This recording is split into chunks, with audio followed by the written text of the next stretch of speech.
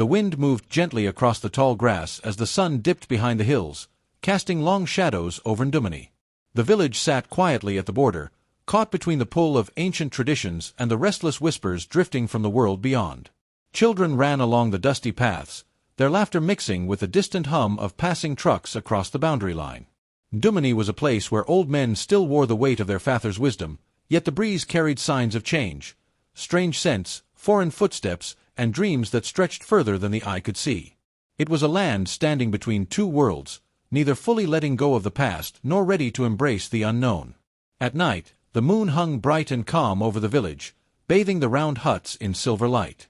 Elders often gathered beneath the great iroko tree, their shadows long and still, their voices low like the soft rumble of distant thunder. They spoke in proverbs shaped by centuries, words crafted from joy, sorrow, and survival. The path a child chooses, they would say, is the echo of the footsteps before them.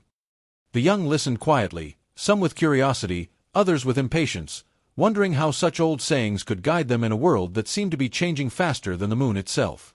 But it was the drums of Ndumani that carried the true heartbeat of the people. On nights of ceremony, the sound rolled across the village like waves, pulling everyone together. Men moved with steady steps, women danced with grace, and children clapped their hands in excitement. Every beat seemed to say, "We are one people. We move together. We endure together." The drums reminded even the restless youth that Ndumani was not just a village, it was a living story. Yet the younger generation felt a quiet tug inside them, a pull between the wisdom of the elders and the bright promises offered by the world outside. Many were caught between choosing the steady ground of tradition or chasing the glitter of new desires. Some dreamed of cities beyond the border, where life seemed easier, quicker, and more exciting. Others felt torn, unsure whether following the old ways would protect them or trap them. These silent struggles brewed inside their hearts, shaping choices they were not yet ready to understand. Among them lived Amara, a young girl whose heart was as soft as morning rain. Her presence brought calm wherever she went. Even the old women at the well smiled when they saw her coming. Amara carried a gentleness that made people trust her, and a hopefulness that shone in her eyes like the first light of dawn. She believed in love the way children believe in stories, without doubt, without fear. People often said, "That girl's spirit is made of light," and Amara, unaware of her own purity, simply moved through life with kindness in every step. But her mother saw the world differently. Loss had carved deep lines into her face, and grief had taught her to watch the world with sharp eyes. She was a widow who had buried her husband too young, a woman who had learned that danger often comes wearing a friendly smile. She loved Amara fiercely, but fear wrapped itself around that love like a thorned vine. "Keep your heart close, child," she would whisper. "Not every stranger brings blessing. Some bring storms." Though her mother spoke with firmness, her voice always trembled with the weight of past pain. Amara, however, dreamed beyond the narrow paths of Ndumani. She imagined love that crossed borders, destinies that reached beyond the hills, and futures filled with color and promise. Sometimes she stood at the village's edge, staring at the distant lights across the border, wondering what stories lived there. She yearned for something more, something tender, something different, something that felt like it belonged only to her. But in her longing, she did not see the shadow of naivety following close behind, nor the dangers that often hide behind dreams too big for a young heart to carry. The morning sun painted the river in gold as it moved gently between the two lands, its waters whispering stories older than the village itself. Amara often came here to clear her thoughts, but that day, a quiet uneasiness tugged at her spirit. As she stepped closer to the bank, she noticed a young man washing dust from his hands. He looked up slowly, his eyes warm like the calm before rain. Their gazes met, and for a moment, the river seemed to still. The place where the water divided two nations suddenly felt small, as if fate had folded the world so their paths could touch. "Peace to you," the stranger said softly, giving a respectful nod. "And to you," Amara replied, unsure why her voice shook. His name was Cato. He spoke with gentleness, choosing each word with care, as though he feared breaking something delicate. His tone was smooth, sweet like fresh palm wine shared during festivals. Amara felt a strange warmth settle in her chest as he spoke about his travels, his village, and the hopes he carried inside him. Nothing he said was bold or loud, yet his simple kindness surrounded her like soft rain. It was the kind of presence that made a person forget the warnings they'd been taught since childhood. When he laughed lightly at something she said, Amara felt a spark leap inside her heart, small but bright. It frightened her. She had never felt something grow so quickly, like a flame licking dry wood.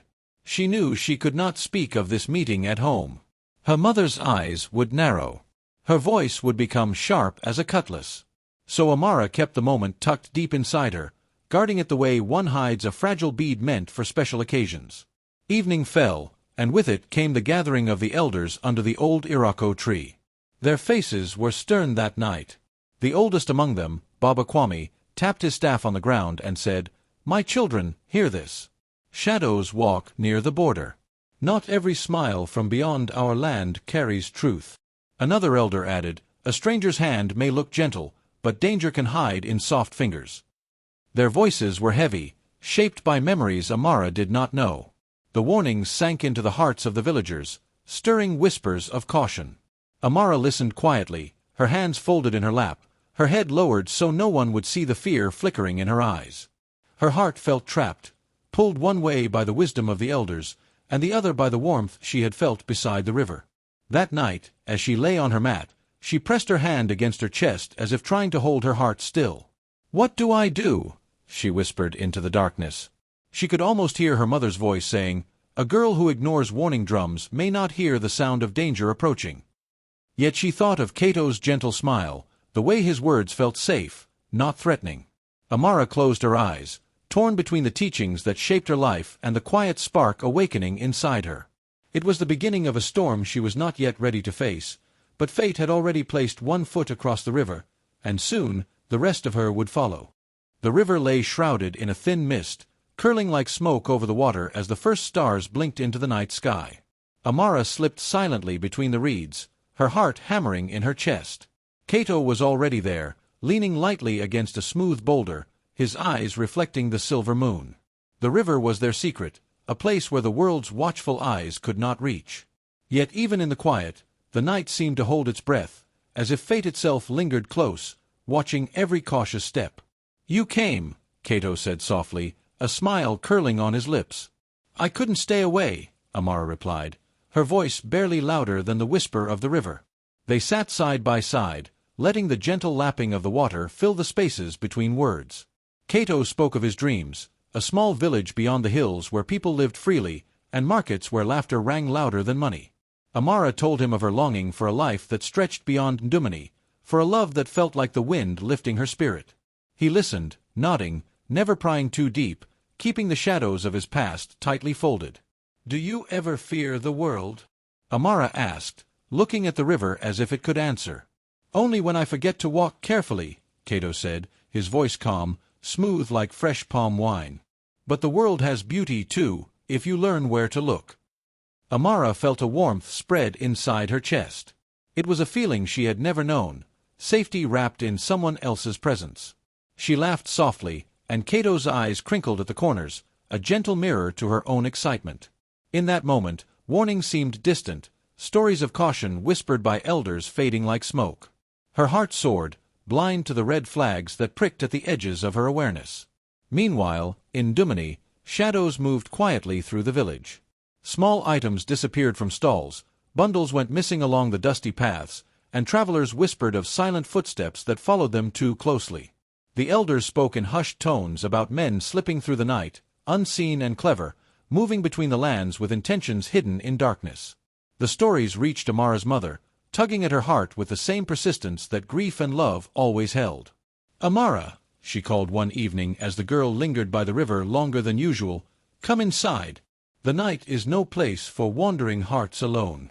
Amara turned, forcing a smile. "Just a moment more, Mama. I'll come soon." Her mother's eyes narrowed slightly, the crease between her brows deepening. She sensed a change in her daughter, a growing distance that frightened her more than any tale of thieves or shadows. She did not yet know what stirred beneath the river's mist, but the worry settled in her chest like a heavy drumbeat. Somewhere, between love and caution, innocence and danger, the threads of fate were beginning to twist, and no one could see where they would lead. The elders gathered in the center of Ndumani, their faces solemn under the soft glow of lanterns. Their staffs tapped the dusty ground, each strike a heartbeat of authority. Baba Kwame lifted his voice, steady and commanding. "My children, hear me. The clan is the blood that binds us, the honor that walks before us.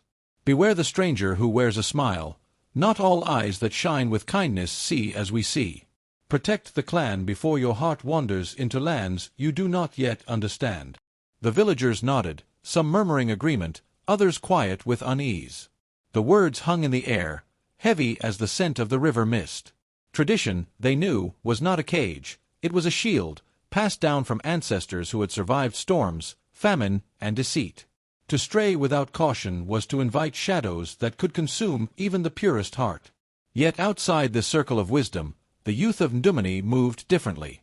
They lingered near the river, stealing glimpses of the world beyond, longing for love that might break boundaries. Amara walked among them, torn between the safety of custom and the thrill of Cato's presence.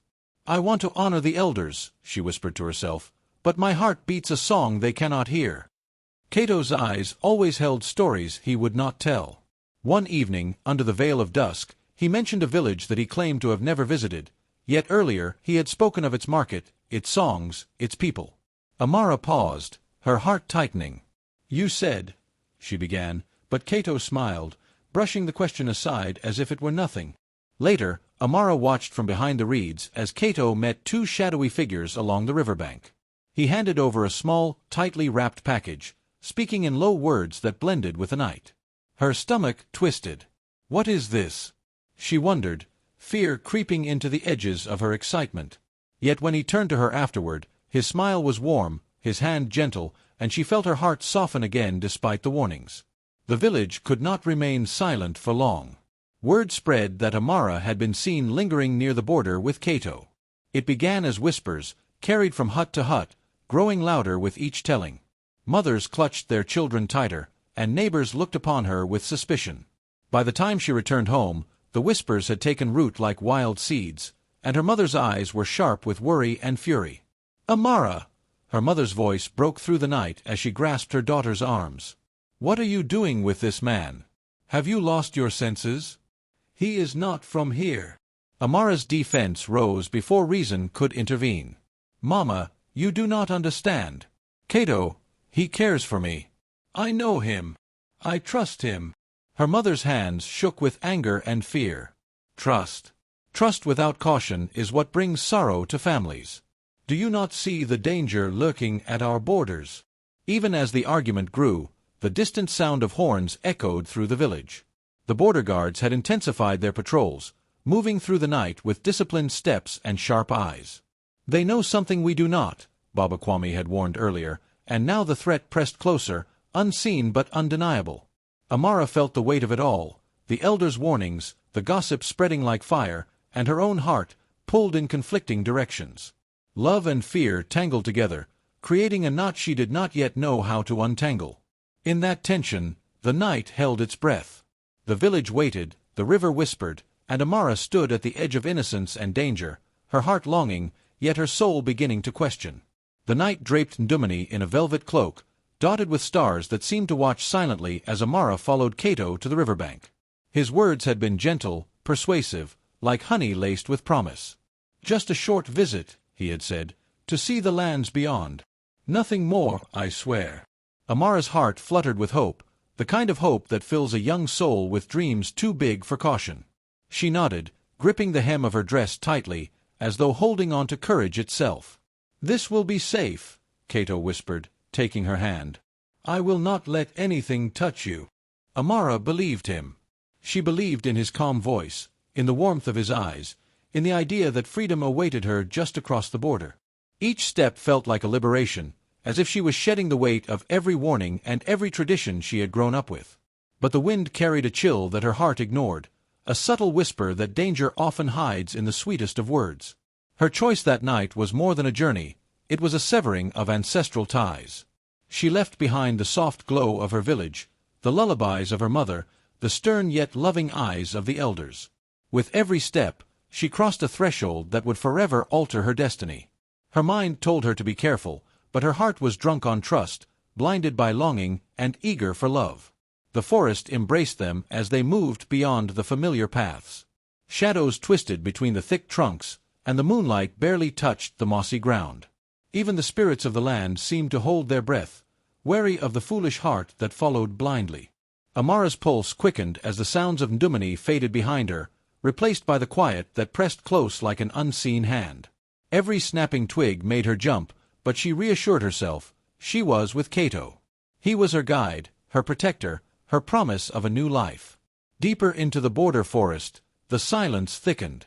The air smelled of damp earth and hidden danger. Amara's skin prickled, and she tugged her shawl tighter around her shoulders. "Are we far?" she whispered.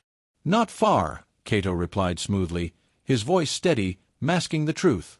But then she saw it, a flicker of movement ahead. Shadows gathered, voices low and urgent, words she could not yet make sense of.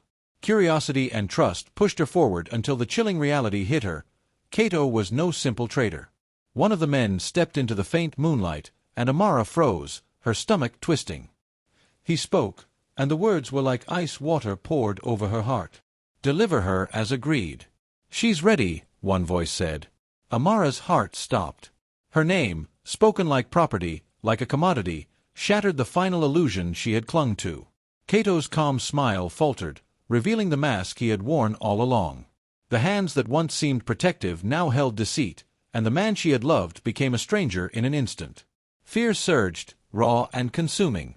The forest, silent until now, seemed to close in around her. Each shadow was a threat, each step a gamble with death. The warmth she had felt with Cato was replaced by a chilling truth. She was trapped in a network built on broken lives, on dreams stolen and sold.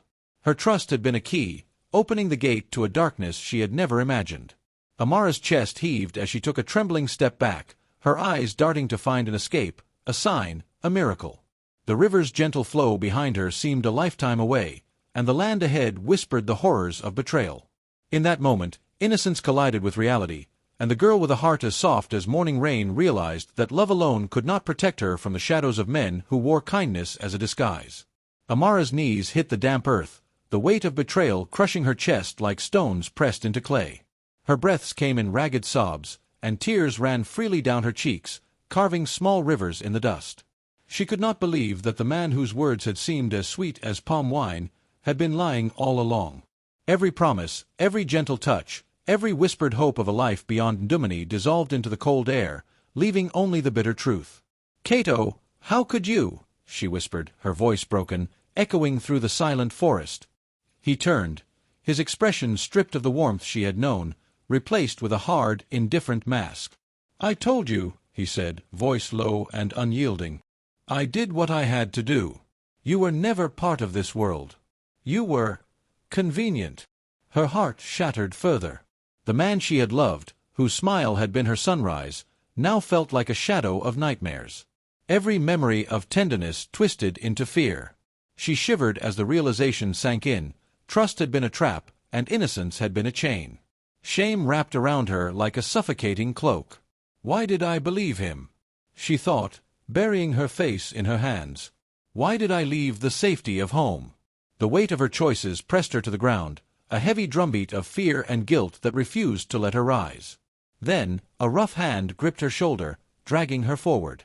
"Move," Cato hissed, pulling her toward the deeper forest, where shadows promised only darkness. Panic ignited a spark within her, a fire she had never known. Her body trembled, not with fear alone, but with resolve. She would not be taken like a silent offering. With a burst of strength born of desperation, Amara twisted free and sprinted into the thick border forest. Branches tore at her clothes and scraped her skin, but she did not stop. The world narrowed to each pounding heartbeat, each thundering footstep behind her. Cato's men called her name, their shouts sharp and menacing, but she kept running, letting the forest swallow her in its dense protective darkness. Her lungs burned, her legs ached, and yet hope, fragile and luminous, reached her in the form of sharp whistles and shouted commands. Flashlights cut through the shadows, and the unmistakable uniform of the border guards appeared. "Stop! Stop where you are!" one commanded. Relief surged like the river in spring. The men chasing her faltered, uncertain, and Amara collapsed into the arms of justice. She looked back to see Cato frozen, caught between the forest and the law.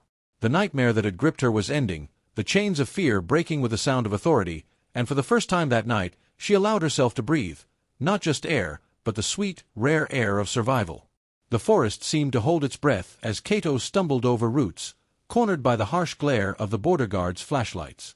His men had scattered, leaving him exposed, a man stripped of the shadows that had once protected him. "Hands where I can see them," a voice commanded, echoing against the thick trees. Cato's chest heaved, but his hands remained stubbornly by his side. The tension stretched, sharp as the edge of a spear, until a firm grip pulled him down. He struggled, teeth clenched, but the men were stronger, their authority absolute. His eyes, once warm and disarming, now glimmered with cold fire. He glared at Amara as if to say, "You were mine to command, and now the world has failed me." No apology, no regret, only the stone-hard truth that he had never cared, never loved. Every tender moment she had cherished was revealed to be a lie, a tool used to ensnare her in his web. Amara stood frozen, trembling, as the reality sank in. The man she had trusted with her heart, her hopes, her dreams, was a stranger whose affection had been nothing but a transaction. Her legs buckled, and she felt as though the ground had vanished. Pain, betrayal, and loss wrapped around her like a heavy cloak, cutting deeper than any knife. Yet, beneath the despair, there was a glimmer, a small, stubborn spark that whispered, she had survived. The journey home to Ndumani was quiet, save for the soft shuffle of her feet and the occasional bark of a distant dog. She returned carrying wounds that were visible and invisible, bruises on her skin mirrored by the ones etched into her soul. Villagers whispered as she passed, some in concern, others in judgment, but her mother stood at the threshold, arms wide, voice gentle. "Amara, my child, come to me," her mother said, drawing her into a tight embrace. "You are safe. That is all that matters." For a moment, the murmurs of the world faded. Her mother's arms were a sanctuary, a reminder that family could hold you when even the earth seemed to betray. Amara felt tears slip down her cheeks, not from shame, but from relief, from the quiet recognition that love and forgiveness could mend what darkness had tried to destroy. In the following days, she sat before the elders, humbled and silent. They spoke with the measured patience of those who had seen many storms. "Love without wisdom brings sorrow," one elder said, voice soft yet firm. "A heart must listen, even as it longs. A spirit must heed the wisdom of those who walked before you." Amara nodded, absorbing the weight of their words. She began to relearn the rhythm of life, slowly, step by step. She watched the women at the river, feeling the pulse of tradition in the way they moved, in the songs they hummed. She listened to the children laugh, remembering that life could still hold joy. And in the quiet of her own heart, she promised that the next time love reached for her, she would meet it not with blindness, but with the eyes of one who had learned to see. Amara walked slowly to the gathering place by the old baobab tree, where the village girls often met to listen to the elders' stories. Today, it was she who would speak. Her voice trembled at first, but with each word, it grew steadier, carrying the weight of her pain and the wisdom she had won. "Do not let a sweet voice blind your heart," she said, her eyes scanning their young, eager faces. "Not every hand that reaches across the border brings love. Some hands carry danger, and some hearts wear masks of kindness to trap the innocent." The girls listened in silence, some nodding, others hiding tears behind their hands. Amara shared the nights of fear, the betrayal that cut deeper than any blade, and the moment she realized that survival was her only weapon. Yet, even as she recounted the sorrow, she also spoke of hope, the embrace of her mother, the guidance of the elders, and the strength she discovered within herself. Her story became a shield, a lesson for every daughter who might one day face the same temptations. The whispers of her warning echoed through the village long after the gathering ended. "Remember," she said one last time, her voice firm as the drumbeats at festival time, "not every hand across the border brings love. Some bring sorrow, some bring lies, and some bring danger you cannot see." The words settled into the hearts of the listeners, ready to be passed down, woven into the living memory of Ndumani. And in the quiet of her own home, Amara felt the weight lift slightly from her shoulders. She had survived the storm and emerged scarred but wiser. She would walk forward differently now, her heart cautious but not hardened, her trust measured but not absent. Life stretched before her like the golden savanna at dawn, full of possibility, shaped by lessons learned, tempered by betrayal, and guided by the wisdom of her ancestors. When the heart outruns wisdom, she whispered to herself. Danger walks beside it. But when the heart listens, even sorrow teaches strength. With that, Amara rose, carrying both the pain and the lessons of her journey. She stepped into the world anew, a young woman transformed, ready to live with eyes wide open, to love with discernment, and to walk a path that no shadow could dim.